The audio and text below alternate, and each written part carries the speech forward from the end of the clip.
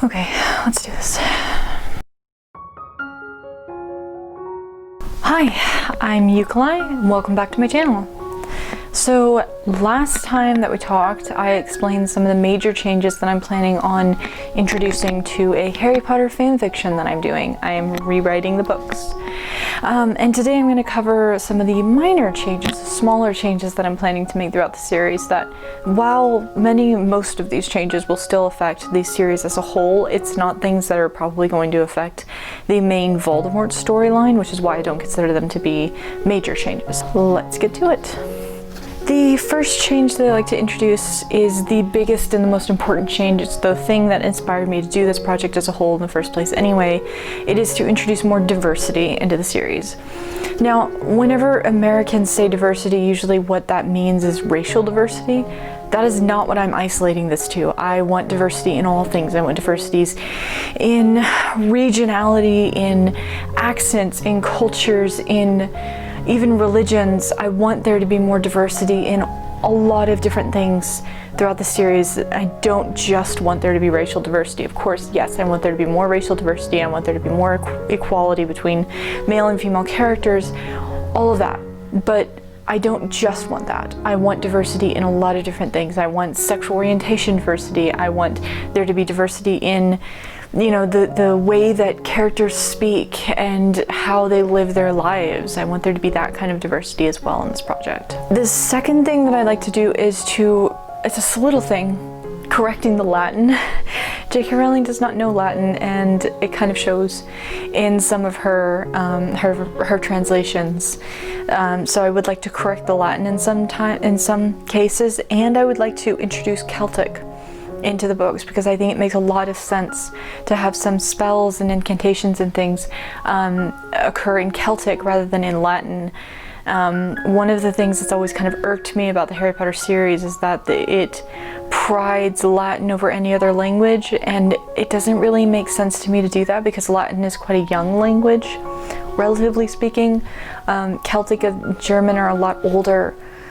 So I think that it makes sense that there would be very, very old spells that are in Celtic and German and other ancient languages rather than just Latin. Number 3, this is the first of many plot holes that I feel the need to fix. The Time Turner plot hole. Now, I actually have a really simple solution to the Time Turner plot hole. The Time Turner plot hole is that if there were Time Turners, why didn't they go back in time and save, you know, Lily and James and stop Voldemort and all of those other things? Simple solution, Time Turners are new. And I think that would be very easy to just integrate into the story really easily, and explains why Hermione has one, because she's a basically test subject. She's a guinea pig to try out this new device that the Ministry has created.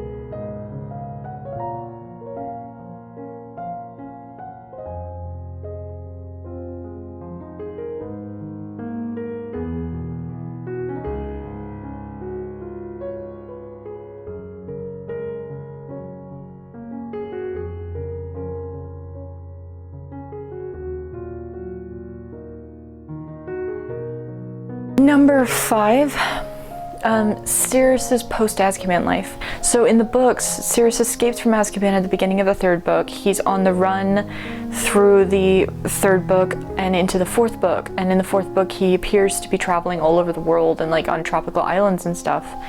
And then in the 5th book, he's living in his parents' house, Grindelwald Place in London. And he's kind of cooped up and he can't go anywhere. That doesn't make sense to me. There are so many different ways that have been introduced in this book of how someone could traverse the world without being identified. For example, Polyjuice potion. I mean, Harry, Ron, and Hermione go through this, you know, phase in the 7th book where they have all these different ways that they've been able to go out and not be cooped up in the house. So I don't get why Sirius was. I think Sirius's post-Azkaban life could have been really interesting to dive into and to explore a little bit. Like, you know, do wizards have extradition treaties? Could he have spent his post-Azkaban life in somewhere like, you know, like France, and would they have extradited him? That kind of thing. Number 6, the Sirius and Azkaban plot hole. So, why Sirius ended up in Azkaban is a plot hole. basically they just decided not to give him a trial, which is a violation of not only his civil rights, but of his human rights. And that's not excusable at all. In real life, in a wartime situation, when someone is arrested and they're not given a trial immediately, their trial is just postponed till the end of the war. And that's not what happened with Sirius. He just wasn't given a trial at all. And it would have been really, really easy to keep him out of Azkaban if anyone had just, you know, used truth potion on him or anyone around him. You know, I think Sirius ending up in Azkaban is just so problematic that it needs to be dealt with and it needs to be addressed. If he's going to end up in Azkaban, how he got there needs to make more sense than just, oh, they just didn't give him a trial. Like, come on, that's lazy. Let's put some more effort into it. Next is a very, very tiny thing, which is adding timetables to portkeys. It's suggested in the 4th book that portkeys operate on schedules, but then at the end of the 4th book, that's kind of thrown out the window, and for the rest of the series, it's never really mentioned again. So I want to nail that down, and I think it makes a lot of sense for portkeys to kind of work on schedules. So that's a very, very tiny thing to work out. Next, the infamous Wormtail on the Marauders map problem. Peter Pettigrew shows up as Peter Pettigrew regardless of if he's in his Wormtail form or not on the Marauders map. The Weasley twins stole the Marauders map before Ron ever showed up at Hogwarts, while Percy still had Scabbers as a pet. And apparently they never thought it was strange that Percy was sleeping with a dude that was supposed to be dead. Yeah, I don't buy it. No one buys it. A lot of fans have brought up this problem before, this plot hole before, so I would like to address it and deal with it somehow. I don't know how yet, but that needs to be dealt with. Next, the Thestral plot hole. This is that the Thestrals aren't seen until the 5th book, but it makes so much sense that the Thestrals would be seen before the 5th book. I think an easy solution is just have them be seen for the 5th book. Number 10, solving the Potter Manor plot hole. So the Potters are an old magical family who in the 20s got rich because James Potter's father invented a line of hair care products, magical hair care products that resulted in the family getting some money. And that's how James Potter had money, and that's why Harry has money. It's because of that. So it makes a lot of sense that the Potter family would have a manor, that they would have a Potter manor that's protected by blood magic or whatnot. But it never shows up in the series, ever. It's never mentioned that the Potters have a manor. But obviously James was living somewhere before he moved into Godric's Hollow, clearly. So the Potter Manor needs to be introduced into the series. As part of that, something else that needs to be dealt with is why the Potters decided to go with the experimental Fiddlist charm instead of trusting the Potter Manor blood magic. That is a plot hole that needs to be dealt with. If the Potter Manor is real, if it has blood magic, why didn't they just trust the blood magic? Doesn't make sense. Number 12, in the middle of the 5th book, Sirius's magic mirror is introduced to Harry, but it's never used, ever, in the series. It shows up briefly at the end of the 5th book, and then Harry uses a scrap of it in the 7th book. I don't really buy it. I think that would have been really useful magical technology. And I think that would have been used more, so I'd like to integrate that better into the story. Number 13, this is a really interesting one. In interviews with J.K. Rowling, she's mentioned that originally in the plan, Hermione had a baby sister who was a Muggle. But by the 5th book, her sister had just not shown up yet. J.K. Rowling had still not integrated her into the story, and so J.K. Rowling decided to just nix that and just not have that happen. She said in that interview that she didn't feel the need to have Hermione have a Muggle sister whenever you had that same situation with Lily and Petunia, with a Muggle sister and a magical sister, so she didn't feel the need to do that. I actually think it's a brilliant solution to the why Hermione knows so much about the magical world in the 1st book problem. Having her have an older magical sibling who is also at Hogwarts. Kind of like the Creevey brothers, how they're a pair of Muggleborns, but they're both at Hogwarts. So I would like to integrate Hermione having an older sister into the story. Next, Grindelwald, Gellert Grindelwald, is introduced to the books in multiple times, repeatedly throughout the books. And he's introduced as a very important, very terrifying dark wizard. And yet, we barely hear anything about him. Whenever he's mentioned, he's kind of thrown off. He's kind of blown off until the 7th book, which I think is ridiculous. If he was controlling Hitler, I'd say he was probably scarier than Voldemort. I mean, think about it. Hitler versus terrorist who's only active in one country. Which one's scarier? Hitler. So Grindelwald needs to be integrated into the series a bit better. Number 15, this is a fan favorite, Harry's glasses problem. You've got a magical world and Harry can't solve his glasses. Harry can't fix his eyesight. Like, that's stupid. So integrating that, I have a really simple way of dealing with that, which is that Harry has to be a certain age before he can fix his eyesight. If you try to get laser eye surgery whenever you're younger, it won't necessarily work, so you're supposed to wait until you're an adult to get that. I think with magic it worked the same way. You just have to be an adult so your eyes are finished growing before laser eye surgery takes. Next, the Triwizard Tournament doesn't make a lot of sense to me. Honestly, the whole premise of like only the European schools and not any other school around the magical world get together for 1 year, uproot these kids from 2 schools and put them in another school where they don't have the same curriculum, and have them compete in a dangerous tournament that apparently can be hacked. And no one seems to have a problem with Harry being in, like, no one who's in charge of it is like, oh man, this tournament was unfair, we should probably fix that. Like, it's just, the Triwizard Tournament doesn't make a lot of sense, and it doesn't. I really don't like the fact that they don't do anything to prepare these students, these 17-year-old kids, for the tournament. I kind of like the idea of a Hunger Games style, like, training situation to happen. And I would like there to be an explanation for why Harry couldn't just literally just sit down during all 3 trials and just refuse to compete. It doesn't make sense to me, so the Triwizard Tournament's got some kinks that need to be worked out. Next, the Trace. This comes up a lot in the 7th book, the Trace, which is this thing, this sort of magical GPS that the Ministry of Magic has on magical minors, people who are under the age of 17, and it becomes a bit of a problem at the beginning of the 7th book, but J.K. Rowling kind of skirts around it by having Harry not really enter the fray until after he turns 17, and then it's only a problem for like a month, and then it's no longer a problem anymore. I think that's kind of cheap. I really like the idea of the Trace being more integral to the situation with Harry and everything. Next, Polyjuice Potion. I take issue with the fact that Polyjuice Potion is first introduced in the 2nd book, as if it's this incredibly complicated, super difficult potion that very few people in the world can brew, and the 12-year-old Hermione can brew it.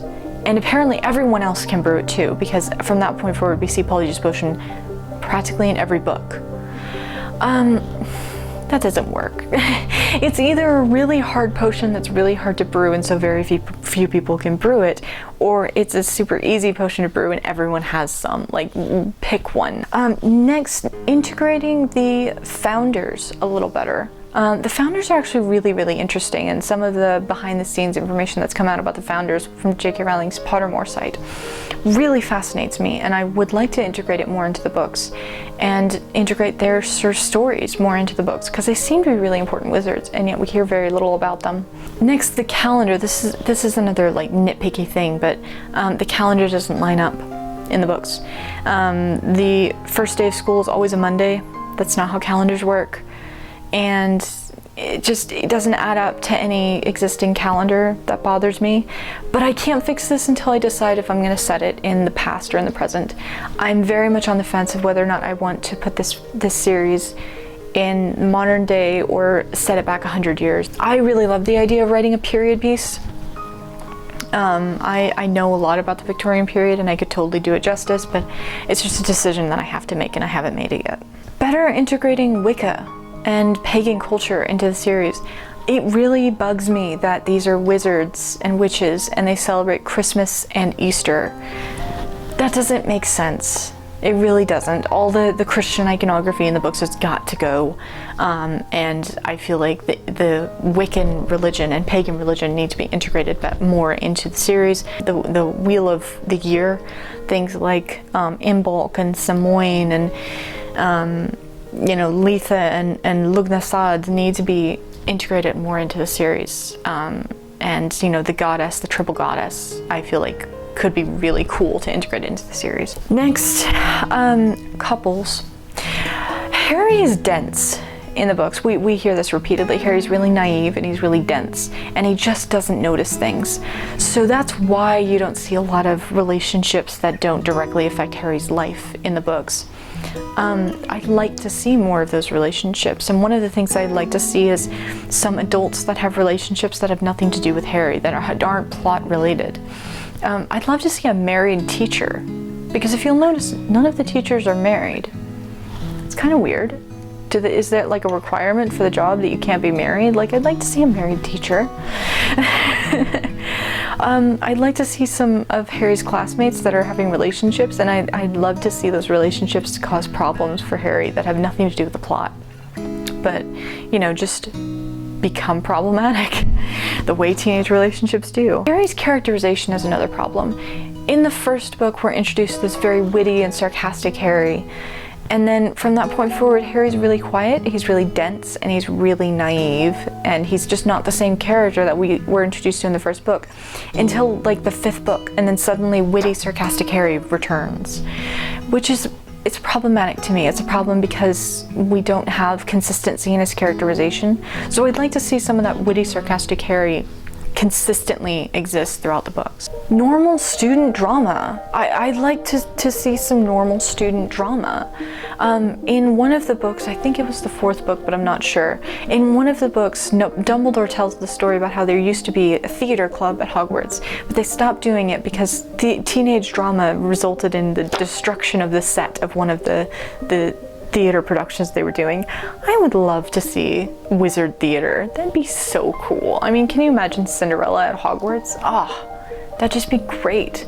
I'd love to see some teenage drama causing problems. I'd love to see some issues with students from other years besides Harry's year causing school-wide issues, I'd love to see the Weasley twins causing pranks that just cause issues throughout the school in books besides the 5th book.